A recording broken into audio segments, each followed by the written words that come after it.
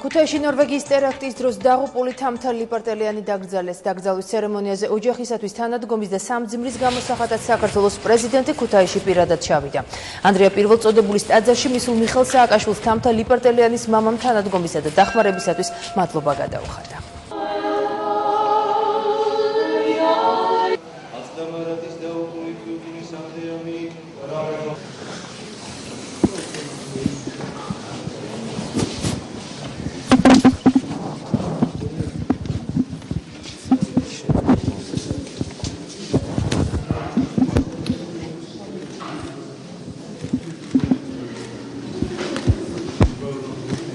Избавило сухти талкиресельцес. Нигде хучмарастес. Булинасти дахребамсис. Уранда удазес. Валам фэнзалис купола тегали фэнзасис. Დიდი მადლობა თქვენ. დიდი მადლობა. შილი აღარ მყავს. ეს აიჩები. აჭიროები. ვაუ. კარგი შვილი მყავდა, ბატონო პრეზიდენტო. სულ ფიქრობდა იმას, რომ ესე იგი რაკეტები რუსის დაყოფილი. სულ ფიქრობდა ამაზე. მე ჩემსაც მივაღწევ. ისეთი გახლავდა ამორჩეული და ისეთ ამთავრებულ შვედეთში მეწვა. და ფინანსურად უკეთეს ყველაფერი იქიდან ნაწილობრივად მომდა და სისთვის ფიქრობდა დასრულებით. ასეთ რაღაცა, მაგრამ ვეღარ მოასწრო საწყეთში. წამართვა უფალმა. დიდი მადლობა არის თქვენი შვილი. თქვენ არის. მესმადლობა. ალას.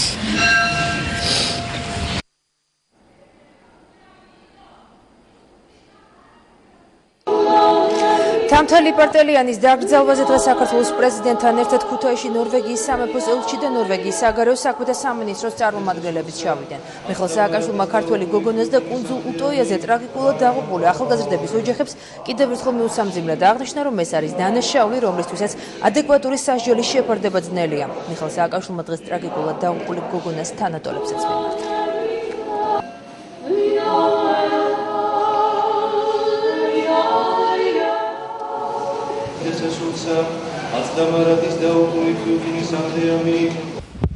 ძალიან მიჭირს ლაპარაკი. საერთოდ არ მიჭირს ლაპარაკი, მაგრამ დღეს მიჭირს, იმიტომ რომ საქართველოს ეკუთვნის ახალგაზრდობას.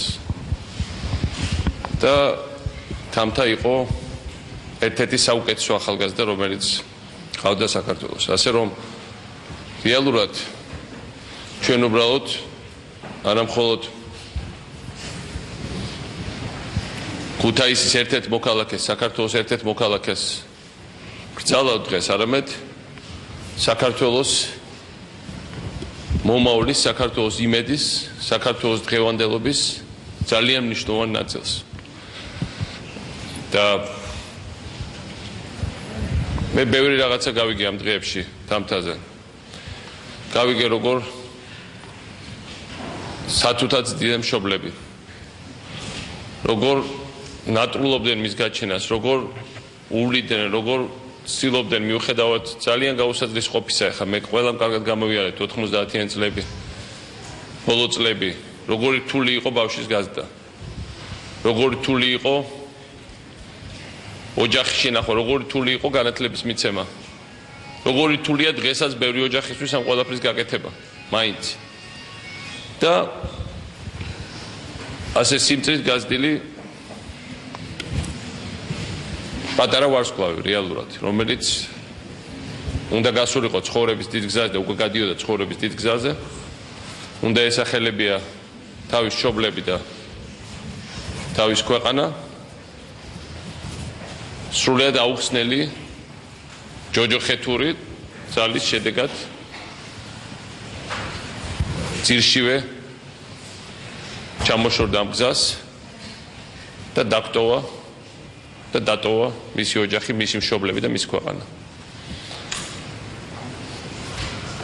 მე არ ვიცი რა გამართლება შეიძლება კონდეს იმას, რაც ვინმეს ტვინში, რომელიც მოხდა ნორვეგიაში.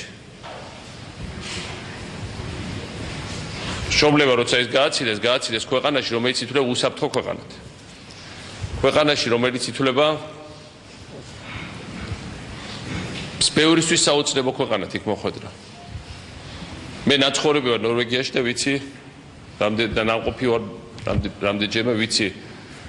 რამდენად ვიცი თბილი, სტუმართმოყვარე, ნორმალური, კარგი ხალხი ცხოვრობს იქ. მაგრამ ყველანაირ კარგ ერთში და ყველანაირ ნორმალურ ადგილზე შეიძლება გამოერიოს ესეთი ძნელია მას უწოდო ადამიანი მართლა.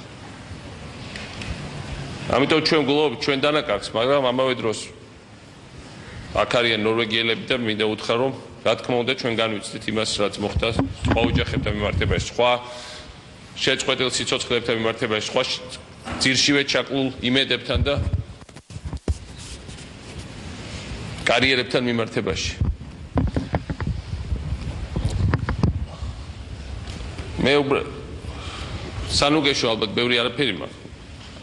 იმიტომ რომ ჩვენ ყველანი გლოვობთ, მაგრამ მინდა უთხრა თამთას მეგობრებს.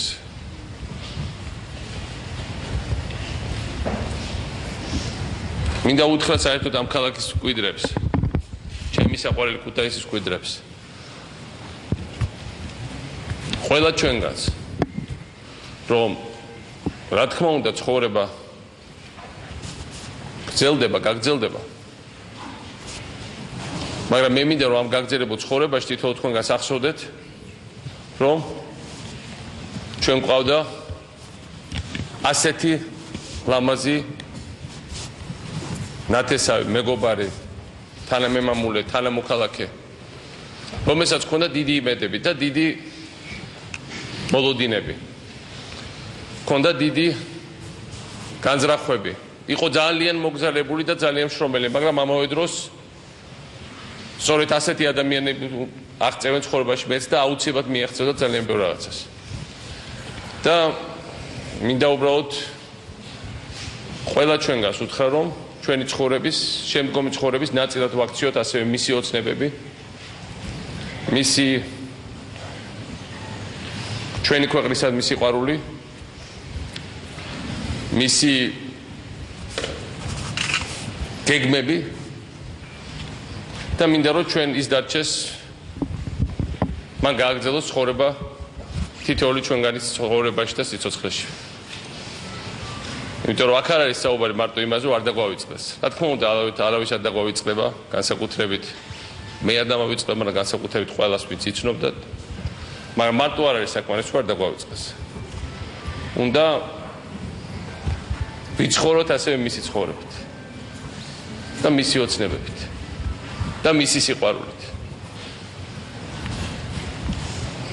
და თუ ეს ასე იქნება, მაშინ რა თქმა უნდა მისი ცხოვრება ფუჭად არ ჩაივლის. მინდა მიუსამძიმრო ოჯახს, დიდ ოჯახს საქართველოს, დამცელ სოფლიოს, რომ ბოროტება მოგლია, ბოროტი გზა მოგლია, ბოროტსაზრია კეცი არსებამისი გძელი და დღეს ჩვენ ერთად ყოფნა, ნიშნავს იმას, რომ ჩვენ სიმართლის, სიკეთის, ალალი, მართალი ცხოვრებით გვინდა ცხოვრება. თამთა იყო პიროვნება, რომელმაც ადრეულ ასაკში გადაწყვიტა ეთვირთა პასუხისმგებლობა აქტიურად ჩართულიყო საზოგადოებრივ საქმეებში და გარდაექმნა იგი. ის მომავალი ლიდერი იყო. ტერორისტულმა თავდასხმამ, რომელიც უტოიას ბანაკში მოხდა, მთელი მსოფლიო შეძრა. სამწუხაროდ მან პირდაპირი დარტყმა მიაყენა საქართველოსაც. ამ გლოვის დროს მინდა იგრძნოთ, რომ თქვენი ოჯახი აქ ქუთაისში უფრო დიდი ნორვეგიული ოჯახის ნაწილია. ეს ტრაგედია დაეხმარება ჩვენს ქვეყნებს დამეგობრებაში.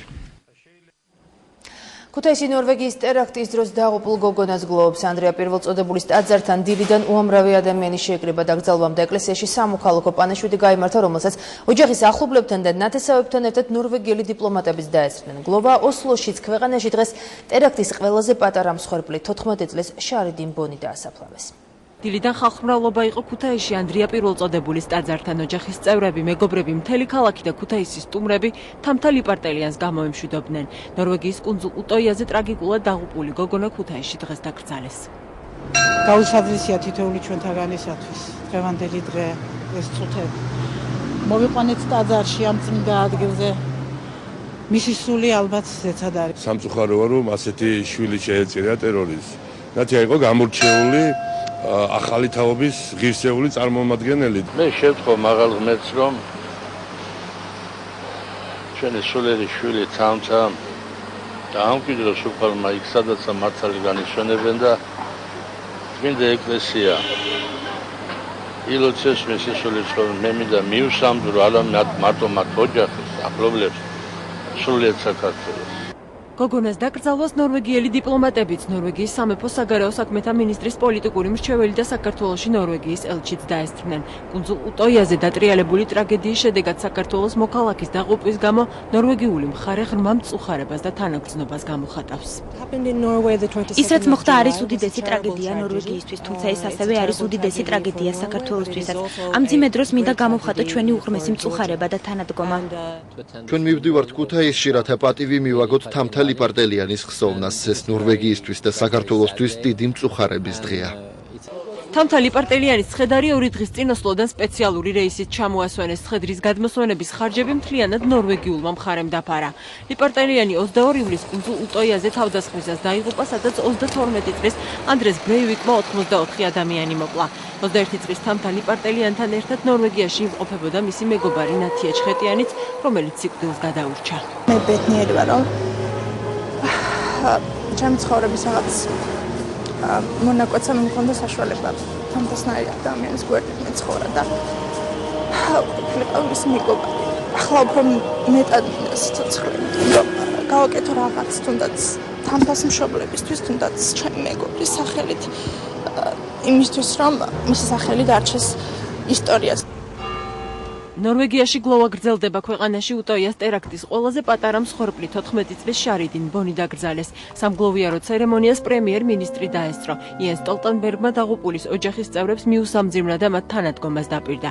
პრემიერ-მინისტრის გადაწყვეტილებით 21 აგვისტო ქვეყანაში გლოვის დღედ გამოცხადდება. ოსლოში კიდევ ერთხელ გაიხსენებენ იმ ადამიანებს, ვინც ულტრამემარჯვენე ექსტრემისტის ტყვიას ემსხვერპლა, მათ შორის ქართველ გოგონასაც. 21 აგვისტოს ეროვნული ხსოვნის დღეზე ოსლოს მთავარ კათედრალთან ისევ ათასობით ადამიანი წითელი და თეთრი ვარდებით ხელში შეიკრიბება.